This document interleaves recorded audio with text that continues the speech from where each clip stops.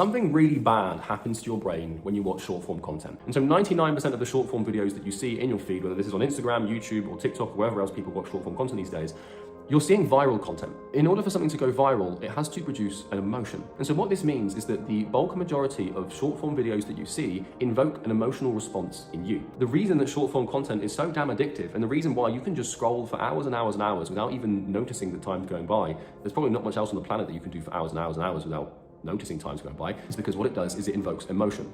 Now, our emotions, by their very nature, dictate our attentive mechanism. And that's why you pay so much attention to these things. And that's why it's so damn addictive, because your brain, it likes to produce emotion, because what emotion does is it informs action by its nature. It's called emotion. Motion is Latin for movement, right? But the problem is with short form content is it's emotional spectacle gone mad, because what you're doing is you're scrolling through all this stuff, and you're basically scrolling through emotional states. But the problem with this is it completely fucks your brain.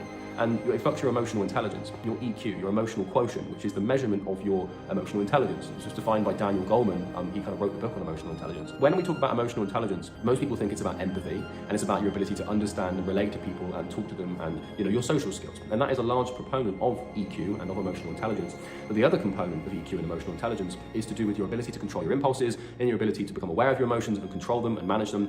And when you scroll through short form content for hours on end, you're in your brain, because in order for your brain to produce an emotion, this thing doesn't come out of thin air. It happens on a chemical level. For a normal, healthy human, the way that our brain is designed to work is emotions are perfectly normal and perfectly healthy. Because, if I'm walking down the street and someone steals my phone, which could well happen now I live in London, then that should register as on an angry level. Have you ever scrolled for a couple of hours before, only afterwards to feel apathetic or depressed or like just completely emotionally haywire? Like you can't really, you just feel really weird and really strange. What that basically is your brain's almost got like an emotional hangover. The problem is most people spend their entire lives completely over-emotional. And what happens when you train your brain to produce emotional chemicals, it gets really fucking good at it.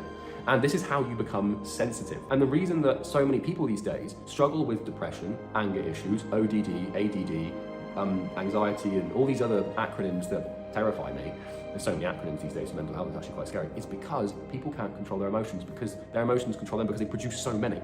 It's not normal and it's not healthy.